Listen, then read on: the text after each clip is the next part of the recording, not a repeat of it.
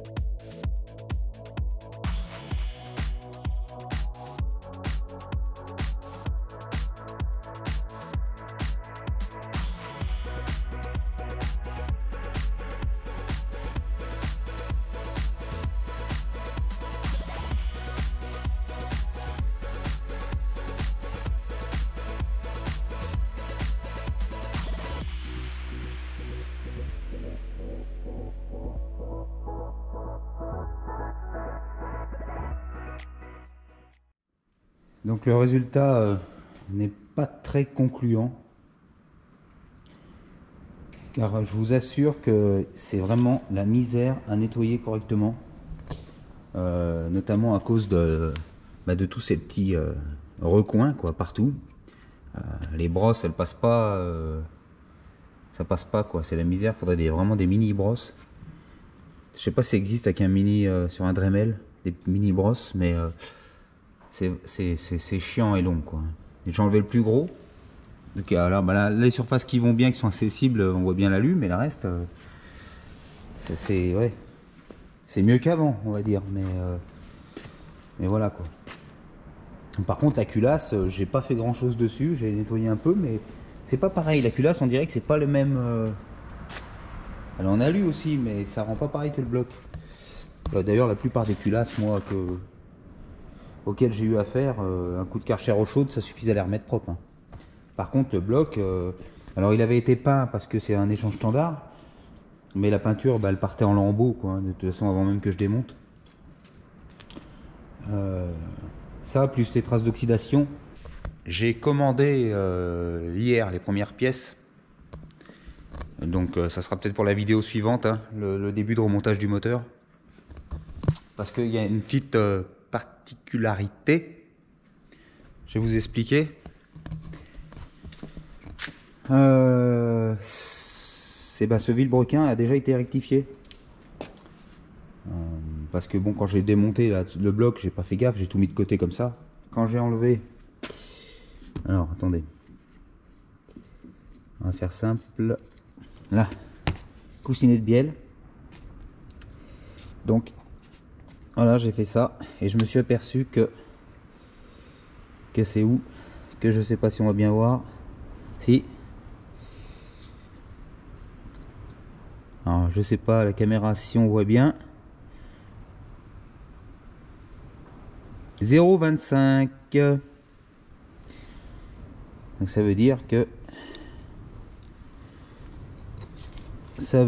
que les manetons là où viennent se mettre les bielles, ont dû être endommagés. D'où le moteur échange standard. Hein. Et chez Renault, ils ne sont pas fait chier à l'époque, à l'usine. Ils ont rectifié pour éviter de remettre un vilebrequin neuf dans le moteur. Donc ils ont enlevé 0,25 mm.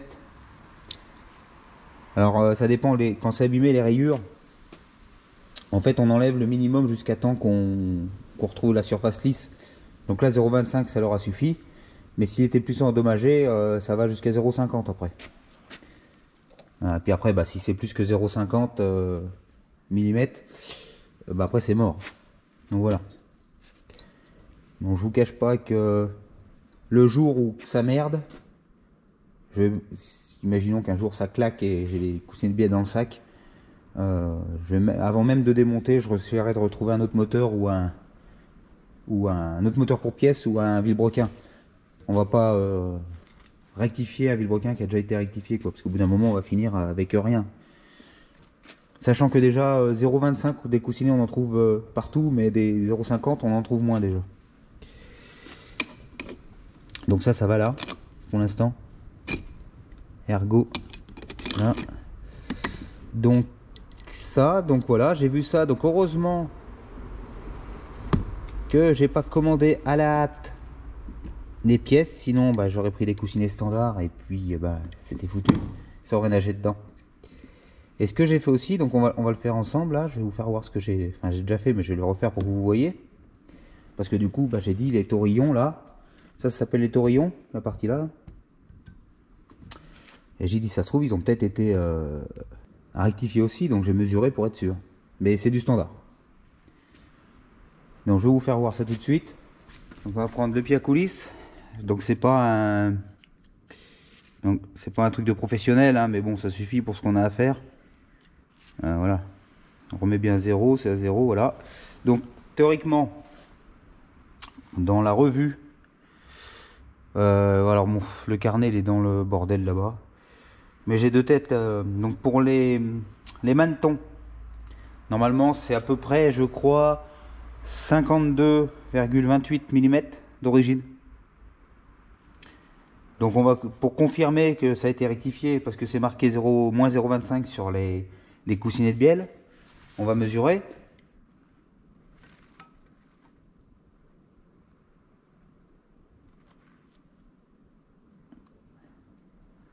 Vous voyez, 52. On n'est pas au centième près, mais voilà. 52. Donc on a bien les 28 en moins. Donc si on prend moins les 0,25, ça fait 0,03 de jeu qui sera compensé par le film d'huile. Donc ça confirme bien que ça a été rectifié. Et les taurillons, donc on remet bien à 0 à chaque fois. C'est parti.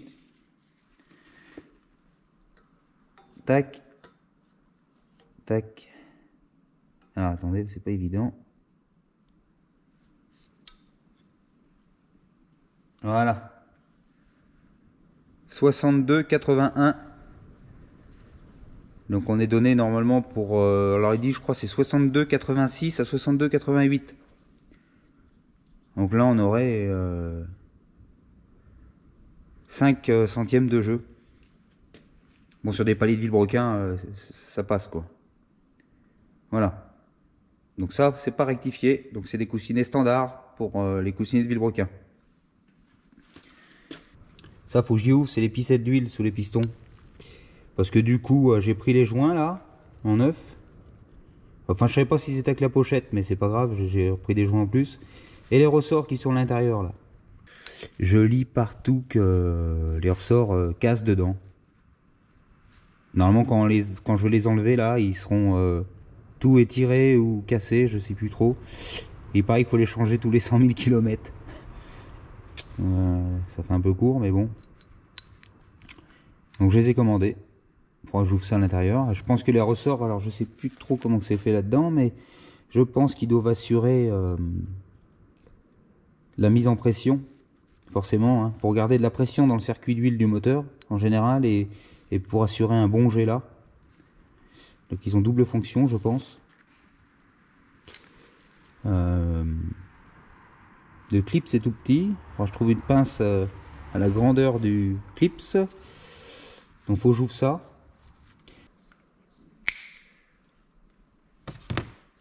Je l'ai eu. Donc on a le clips. Et bah et ça. Hein. La petite capsule. Il y a un trou dedans. Et le ressort.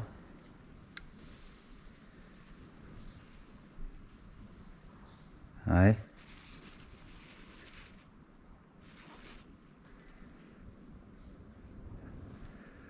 Bon écoutez. Je sais pas. Ils ont l'air bons, hein.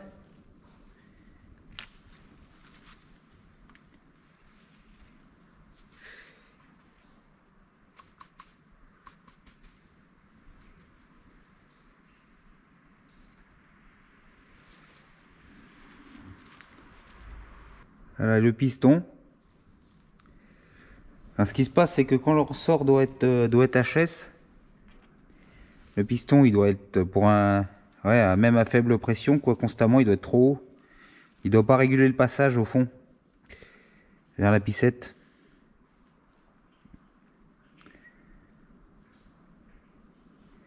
Bon, bah, je nettoierai tout ça.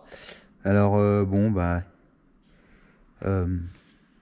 ceux-là ils m'avaient l'air bons, mais bon tant pis, je les ai commandés. De toute façon on va y changer. Hein. C'est recommandé de les changer. Alors ça je vais pas le remettre tout de suite.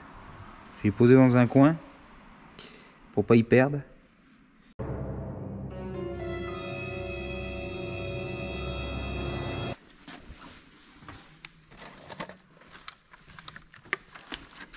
J'ai acheté cette merde là. Un aléseur, un rôdoir, un ponceur de cylindre, un haut noir, ce que vous voulez. Alors je vous préviens tout de suite, hein, j'ai pris un truc à 26 € sur Amazon.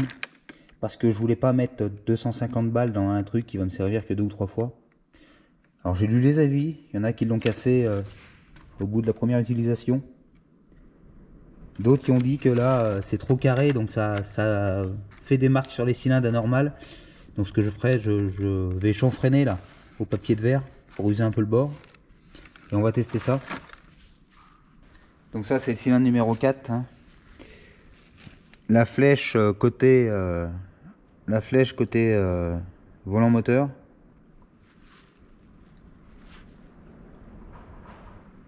Les ergots là sur la bielle, les chapeaux, les ergots côté filtre à huile. Donc on peut pas se gourer hein, de toute façon. Hein. Flèche vers volant moteur, on est côté filtre à huile là. C'est pas que je suis un dieu des moteurs 21 turbo. J'ai juste lu bêtement le manuel de réparation en fait. Oh!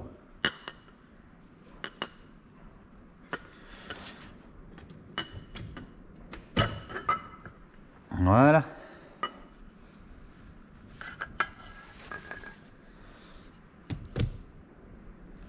Des beaux pistons. Alors c'est relativement... Ça va hein? Ils sont propres. Ça c'est plein de merde là-dedans. Donc on a le racleur. Racleur. Après on a l'étanchéité là. Et le coupe-feu en haut. Est-ce que le jeu à la coupe est... Je ne sais pas. Ils sont coupés. Ils sont bien coupants encore. Bon, on va laisser ça de côté. Je pense que ça j'y dégraisserai juste. Hein. Je vais pas trop y frotter les pistons parce qu'il y a un revêtement dessus à pas enlever. Ouais, le joint de chemise il est sec.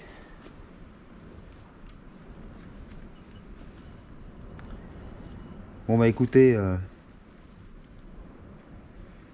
je vais dégraisser tout ça là. Et on va se retrouver après pour la tentative de rénovation.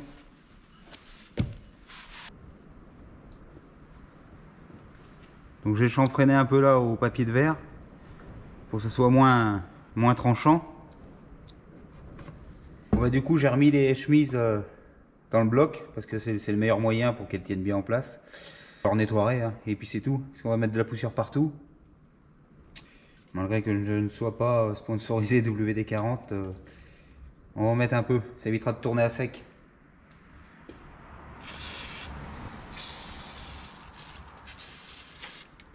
J'espère qu'il va tenir le coup.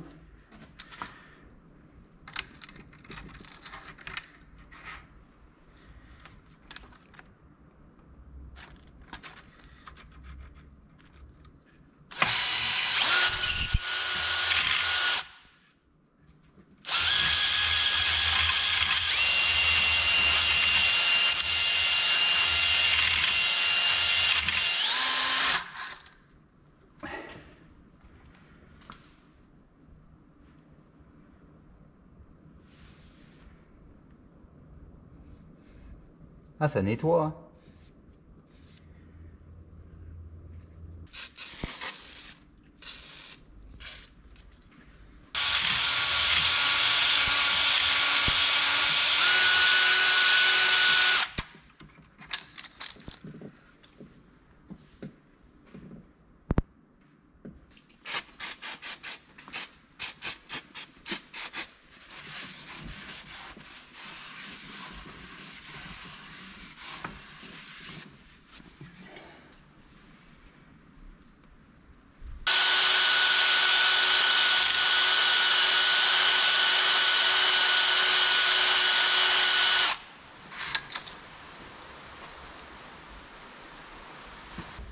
Alors, je sais pas si on voit bien. Faudra que je finisse de nettoyer. Mais ça reste quelques petites marques, surtout là de, je sais pas si on voit bien. La marque de corrosion là-bas aussi, ça enlève pas. Bah alors après, j'ai pas insisté, hein. Mais dans l'ensemble, ça y ramène. Hein. Ça y ramène, sauf que faut que j'en repasse encore un coup.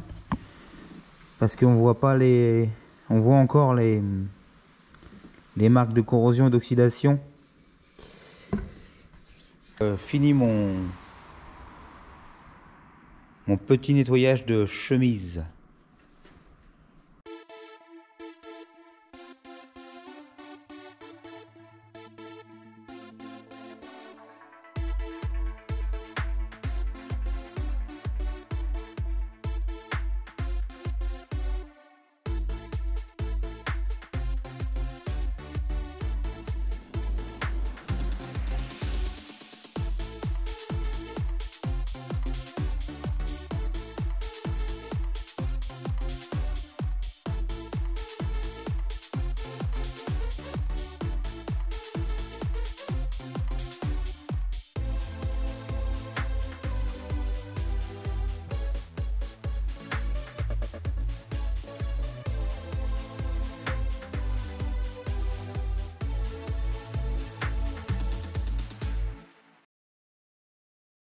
Après, je suis sûr que même si j'aurais rien fait du tout, ça aurait tourné nickel aussi. Hein. Bon, là c'est sale, mais les pistons ils sont nickel. Moi, je les nettoie, mais il n'y a pas une marque, il n'y a rien. Bon, pour faire bien, voilà, j'ai passé un petit coup, ça y fait pas de mal. Et l'appareil est tenu, hein. Donc ça va. J'ai pas perdu 26 € quoi.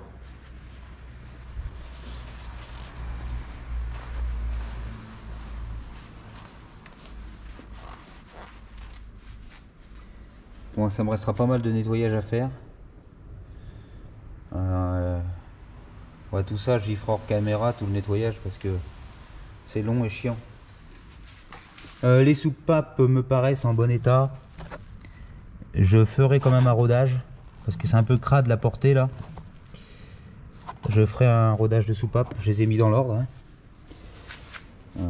D'ailleurs, ça m'aurait peut-être intéressé de les changer, mais je sais pas, on trouve des soupapes, mais à mon avis sur les versions, je sais pas si c'est même taille de soupape sur moteur Atmo et turbo, mais de toute façon je sais que sur les moteurs turbo, quelle que soit la marque du moteur. Normalement les soupapes d'échappement sont pas les mêmes, elles ont un traitement spécial pour la chaleur. Et je sais pas, les soupapes, j'ai cherché sur internet, mais je tombe sur des soupapes, mais j'ai pas envie de mettre de la merde en fait. C'est surtout ça. J'ai pas envie de mettre le mauvais modèle ou de la merde. Donc je vais conserver celle d'origine. Voilà, voilà. Qu'est-ce qu'il y a d'autre à dire? Oui, l'histoire des coussinets, là je vais vous expliquer vite fait. Autre chose, parce que ce n'est pas... Enfin, ce n'est pas... J'ai pas de chance avec les moteurs, enfin j'ai pas de chance. C'est la deuxième fois que je tombe sur un moteur rectifié. La première fois c'était il y a plus de 10 ans. Donc je passe dans... Ah. Vous voyez, je collectionne les moteurs en tout genre. Surtout du Ford. Donc ça là... Ah, ça fait un moment qu'il est là celui-là, mais... Ah putain, une toile d'araignée. Je vous mettrai des photos à l'écran vite fait si... je crois que je les ai dans un vieux ordinateur à la maison. Je vous les mets si je les ai. Donc ce moteur là, c'était celui de ma première voiture sportive, l'XR3i. Qui est d'ailleurs là-bas, hein, sous la couverture. Qui a le moteur ST170. Donc j'avais tué le moteur parce que la maladie sur cela c'était les joints de queue de soupape et ça bouffait de l'huile. L'huile passait dans les cylindres. Bien sûr, moi je roulais comme un abruti à fond, je rajoutais de l'huile tous les jours. Et un beau jour, eh ben, ça m'a fondu un piston. J'avais déculassé, bon le bloc était HS, hein, piston et segment fondu, la chemise rayée, la culasse pareil. Bon, je retrouve un autre moteur, sorti de grange, le moteur tout sale, tout plein de crasse. Ça voyait, ça faisait un moment qu'il était dans la grange. Je rachète ce moteur pas cher et je décide de le mettre en pièces pour déjà changer tous les joints impérativement là-dessus. Hein. Bon bah je déculasse et tout, donc les cylindres comme neuf. Alors j'ai dit je vais même pas sortir les pistons, je touche pas la segmentation. Et vu que j'avais enlevé le carter d'huile, j'ai dit tiens, par curiosité, j'enlève les coussinets de bielle. Les coussinets de bielle à usure normale quoi, mais j'ai dit bon bah de toute façon c'est démonté, je change les coussinets. Mais sans plus comme ça quoi, direct. Et ben, je reviens avec mon jeu de coussinets, je serre, paf, ça nage. Je dis oups. Je redémonte et je compare les coussinets, ben bien sûr voilà, 0,25 sur 1 et pas sur les nouveaux. Et ben du coup voilà, je m'étais fait avoir. Voilà la petite histoire. Et donc c'est pour ça qu'avant de se tâter à commander les pièces, maintenant moi je démonte et je regarde ce qui est inscrit dessus parce que on sait pas sur quoi on tombe.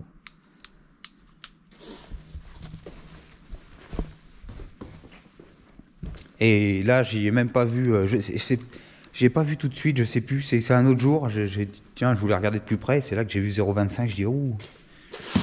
Voilà. Donc voilà, deuxième fois que ça m'arrive de tomber sur un vilebrequin rectifié.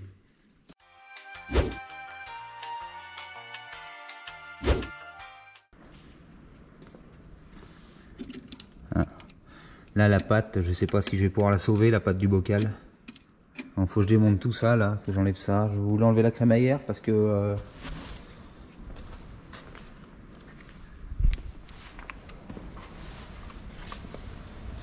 vous voyez,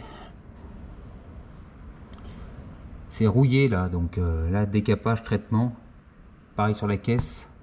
Ça n'a pas l'air trop méchant. Oh là là, la gueule des...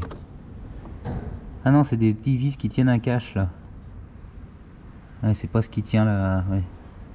Ouais, mais faut que je dépose la crémaillère pour bien tout y nettoyer là, parce que c'est le... Et le reste, ça a l'air propre. Il n'y a pas de... Bon, il y a par là, c'est piqué un peu, mais ça c'est bon. Ça, faut que je finisse de couper la vis là. Voilà. J'avais eu un commentaire dans la vidéo de dépose du moteur, comme quoi j'étais un bricoleur du dimanche. Et que mes seuls outils étaient le marteau, burin et meuleuse, mais et que je connaissais pas le dégrippant.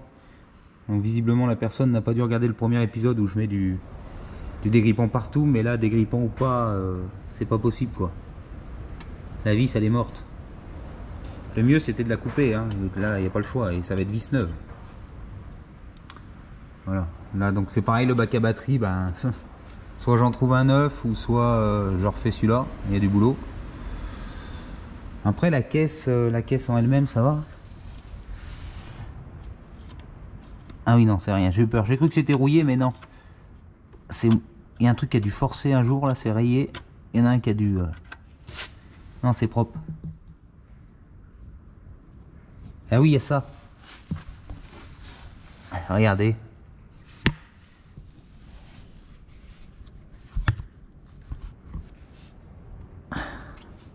Là, va falloir que je vais voir ce que je vais faire là. Là, ça va être meuleuse et je sais pas si je ressoude un bout de tôle. On verra. Je sais pas comment c'est fait derrière.